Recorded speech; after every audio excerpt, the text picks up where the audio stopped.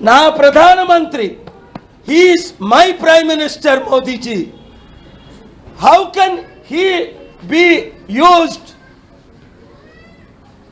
వాడెవడో నెతన్యాహు గాడు, దేవుడు వాడిని శపించాలని అందరూ ప్రార్థించండి.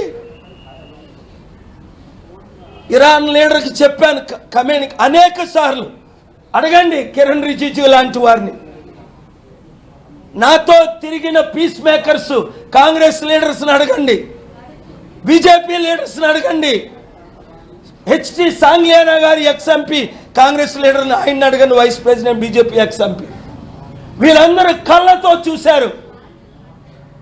ఇప్పుడు జనవరి 15లో నా తెలుగు మీడియా నా స్పీచ్ని చూపించారు. ఏది నార్త్ మీడియా? अरे कहाँ है नॉर्थ मीडिया? ये पीटीआई कहाँ है? ये एएनआई कहाँ है? तुम लोग क्या काम कर रहे हैं? जब मैं अमेरिका में स्पीच दिया जनवरी 15 तारीख को,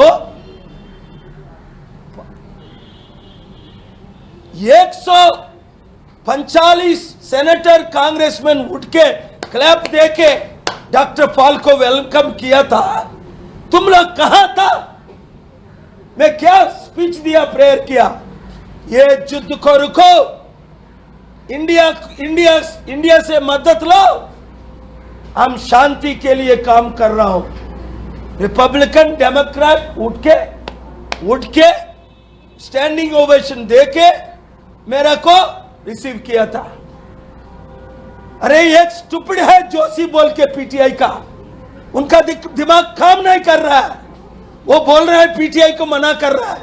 अरे भगवान तेरे को क्षमा करेगा नहीं.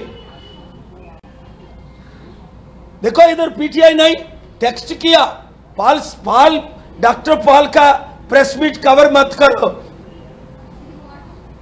तुम किसका एजेंट है? तुम इजराइल का एजेंट है कि ईरान का एजेंट है कि? प्रेस ट्रस्ट ऑफ इंडिया का काम क्या है? अरे रिपोर्ट करो,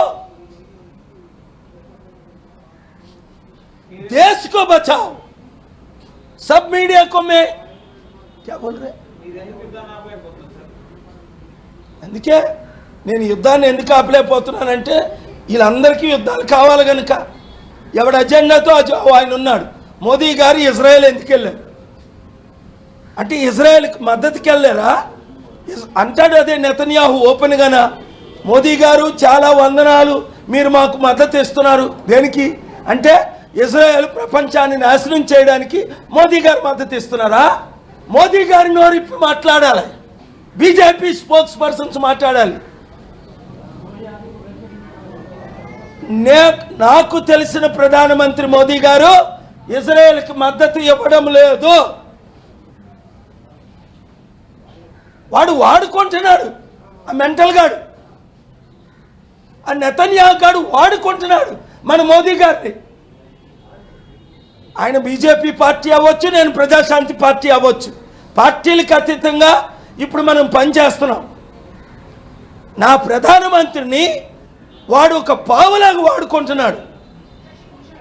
ఈ విషయం ప్రధానమంత్రి గారికి చేరినంత వరకు మీడియా వాళ్ళు, హిందీ మీడియా వాళ్ళు, నార్త్ ఇండియన్ మీడియా వాళ్ళు, మన తెలుగు మీడియా మిత్రులు ఎప్పుడూ దేశం కొరకు రాష్ట్రం కొరకు మనతో ఉన్నారు. దేవుడు వారిని దీవించుగాక. అన్ని ఛానల్స్ శాంతి కొరకు. ఒక ఆయన మొన్న హెడ్సప్ అని ఒక మంచి స్టోరీ పెట్టాడు, ఆయన మన తెలుగు ఛానల్ ఆయనే. కానీ యుద్ధం అయిపోతుంటే, ప్రపంచం కూలిపోతుంటే, మన దేశం ఒక ఇలాంటి గొప్ప దేశం ప్రపంచంలో ఇంకోటి ఉందా? అందుకే కదా నేను అమెరికన్ సిటిజన్షిప్ను వదులుకొని, నా భార్య, నా పిల్లలు, నా 4 మనవలు అమెరికన్ సిటిజన్షిప్ అయినా నేను తీసుకోకుండా నా దేశం కొరకు పాటుపడదాం. అవసరమైతే నాకు ఫారిన్ మినిస్టర్ ఇచ్చిన బీజేపీ వాళ్ళు, కాంగ్రెస్ వాళ్ళు తీసుకోలే, కానీ పార్లమెంట్కైనా వెళ్ళడానికి నేను సిద్ధంగా ఉన్నా. ఎందుకు? మన దేశాన్ని నెంబర్ 1 చేయడానికి, మన దేశాన్ని శాంతి దేశంగా రుజువు చేయడానికి, యుద్ధాలు ఆపడానికి. రండి కలిసి పనిచేద్దాం. Thank you very much. God bless you. Sir ఇప్పుడు మరి యుద్ధ పరిస్థితులను